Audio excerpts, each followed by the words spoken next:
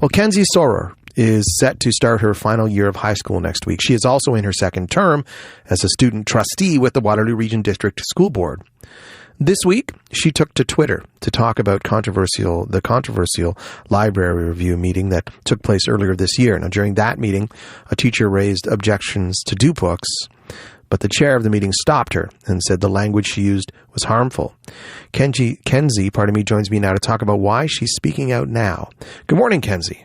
Good morning, Craig. So can you just give the abbreviated version of what you said in your Twitter thread for those who haven't seen it? Right. So just to provide some context, on January 17th, the board had a meeting where a delegate spoke about the age appropriateness of some books in our libraries.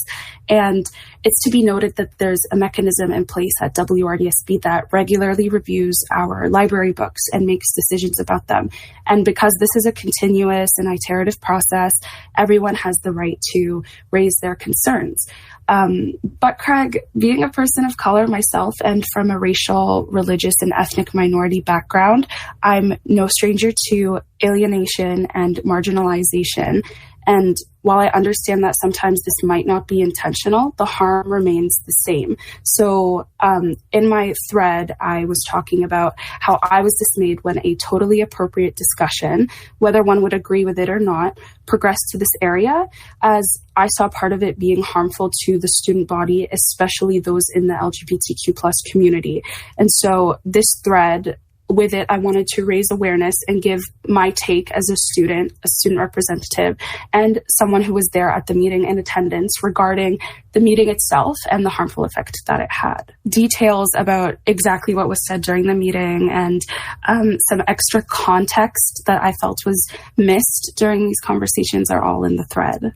So we're a bit removed from January now. Why did you want to speak out about that meeting now? Right. So this is a great question. In the aftermath of the meeting, the board saw it fit not to post its recording or that of the following meeting that had a lot of pro-LGBTQ plus delegations who did a wonderful job in explaining what the problem was exactly. And in my opinion, this did little to limit exposure to the content that was deemed harmful and instead introduced two major issues. So first, it left students searching on their own, open to way more harmful anti-LGBTQ plus narrative as they find snippets of the video. And then it also left many grown-ups completely oblivious to what was actually harmful about the discussion. And instead, all the discussions turned into political arguments. And excuse me, every time one of these discussions was opened, in my opinion, it added even more harm to the LGBTQ plus community, staff, and students who are already marginalized and vulnerable.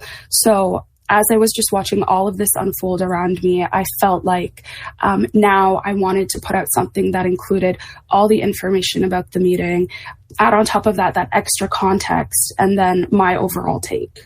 How did it feel being one of the two student trustees sitting there listening to basically the effect on students? It was very... It was heartbreaking, actually, to hear from students who are affected personally and who were amongst the people who had the harm caused directly to them. And so hearing from those students, it's very emotionally tolling, right? Because I want to make sure that I'm there for these students.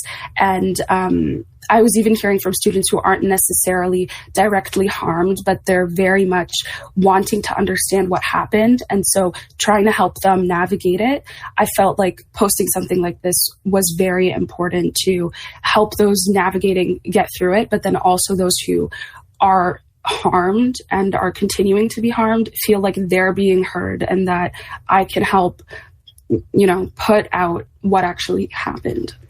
What do you hope then, Kenzy, people, and I guess particularly adults, what do you hope they take away from your thoughts on this? Right. So my stance on this is that no freedom of expression would justify marginalizing and alienating others. And what I'm really trying to get across to everyone is that the problem of what happened in the delegation was not its content, but that this content was delivered in such a way that many students deemed harmful. So what do you think the board could have done to do a better job of engaging students after that meeting, to do what you're saying, to discuss what happened? Mm-hmm. Yeah, exactly right. I understand that there are legality issues involved, but I do wish that there was more direct communication, because there was a statement put out after the board, but I felt like it needed to be a little bit more personal to the students who were harmed, and making sure that they understood that the board understood what the harm was, and that the board's here for them and that they see them. So yeah, under circumstances like these, I do wish that just communication was more personal and directed. This is going to be your second year as a student trustee. There is a municipal election this October. New trustees might be elected. What message do you have for the people who are running for those positions? What should they keep in mind from your perspective? Mm-hmm. So it's definitely multi-part, but my biggest message is that empathy goes a long way. And it's given that as one grows, their mindset changes, but that doesn't invalidate the views of students of all backgrounds. Ultimately, they're the ones that are affected by any school board decision and going through the system day to day. So what they have to say matters, especially given that our board's motto, WRDSB, is our students are first, each and every one. It's important that each and every one gets their voice heard. And then I just want to get across to those trustees who do end up winning and have their term at the WRDSB this year, is that as students, we know that parents are the constituents of trustees. Yet trustees should know that many of us students tune into board meetings and watch them, and that what transcends every single meeting matters to us. Kenzy, always appreciate your time, and no doubt you and I will be speaking again throughout the year. Thanks so much for taking some time today. Thank you so much for having me, and thank you always for your efforts to amplify student voice and make this a safe venue for us. That is Kenzy Soror. She's a student trustee with the Waterloo Region District School Board.